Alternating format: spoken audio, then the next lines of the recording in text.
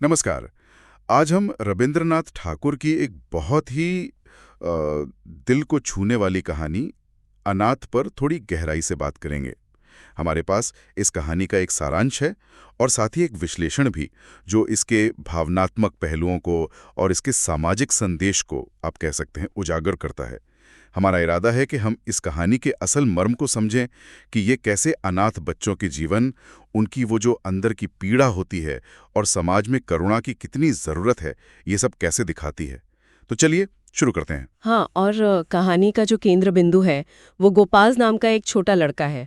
और ठाकुर ने उसके अकेलेपन के जरिए, उसकी वो जो मासूम इच्छाएं हैं, उनके जरिए हजारों ऐसे बच्चों की आवाज बनने की कोशिश की है जो बिना माँ बाप के दुनिया में अपना रास्ता खोज रहे होते हैं। कहानी की जो पृष्ठभूमि है वो उस समय के समाज को दिखाती है, जहाँ अनाथ बच्चों को अक्सर, मतलब, सिर्फ दया की नज़र से देखा जाता था। हाँ, दया तो थी, पर उनकी जो भावनात्मक ज़रूरतें थीं, उन्हें कहीं न कहीं अनदेखा कर दिया जाता था।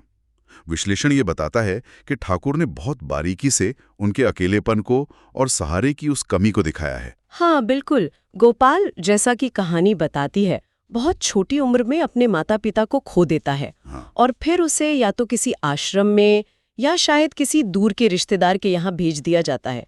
और विश्लेषण इस बात पर जोर देता है कि वहाँ उसकी जो बुनियादी ज़रूरतें हैं, जैसे खाना पीना, कपड़े, हाँ, वो तो शायद पूरी हो जाती हैं। हाँ, वो तो हो जाती होंगी। लेकिन वो जो प्यार होता है, वो अपनापन, वो घर जैसा एहसास, वो गर्माहट, जिसके लिए एक बच्चे का मन तरसता है, वो उसे नहीं मिलता। ये एक तरह का, आप कह सकती हैं, भावनात्मक खालीपन है, सब कुछ होते हुए भी।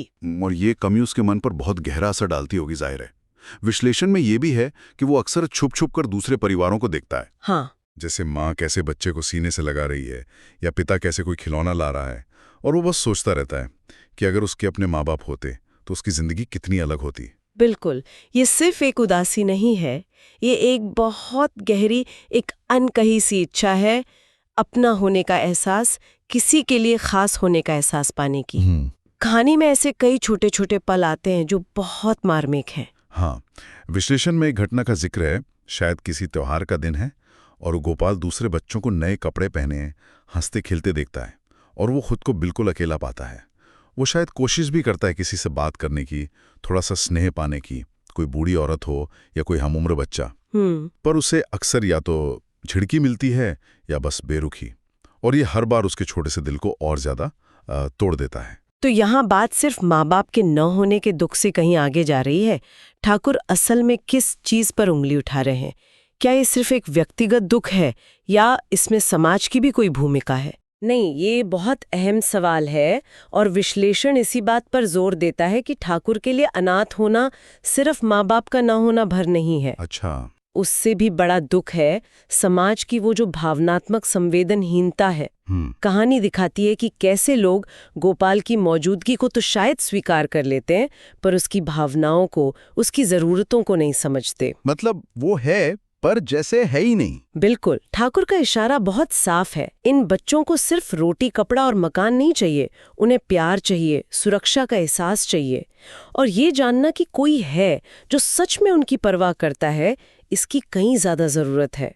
विश्लेषण तो यहाँ तक कहता है कि ये जो भावनात्मक उपेक्षा है, ये शायद शारीरिक कमी से भी ज्यादा चोट पहुंचा सकती है बच्चे को। तो अगर हम इन विचारों को समेटें जो विश्लेषण से निकल रहे हैं, तो मुख्य बातें क्या होंगी? अनाथ बच्चों का वो गहरा अंदरूनी अकेलापन। हाँ, अकेलापन। समाज द्वारा उनकी भावनात्मक जरूरतों की अनदेखी। बिल्कुल। स्नेह और अपनेपन की उनकी वो जो तीव्र इच्छा है, और मानवीय करुणा की जरूरत। ये कहानी सिर्फ गोपाल की नहीं, बल्कि ऐसे हर बच्चे की है जो कहीं ना कहीं भावनात्मक सहारा ढूंढ रहा है। सही बात है। तो निष्कर्ष के तौर पर देखें तो अनाथ सिर्फ एक पुरानी कहानी नहीं है, ये आज भी उतनी ही जरूरी है, समाज के लिए एक आईने की तरह है। ये हमें याद दिलाती है कि हमारे आसपास भी ऐसे कई बच्चे हो सकते हैं जिनकी शायद भौतिक जरूरतें तो पूरी हो रही हों, पर वो अंदर से अकेले हों, अनदेखे हों। हाँ, और ये हमें एक बहुत ज़रूरी सवाल पर सोचने को मजबूर करती है कि किसी बच्चे के विकास पर सिर्फ उसकी भौतिक देखभाल करना और उसे सचमुच भावनात्मक रूप से अपनाना, उसे सुनना और समझने में कितना गहरा फर्क पड़ सकता है। क्या हम वाकई किसी के जीवन को संवार रहे हैं या बस उसकी न्यूनतम ज़रूरतें पूरी करके अपनी जिम्मेदारी से मुक्त हो रहे हैं। ये सोचने वाली बात है।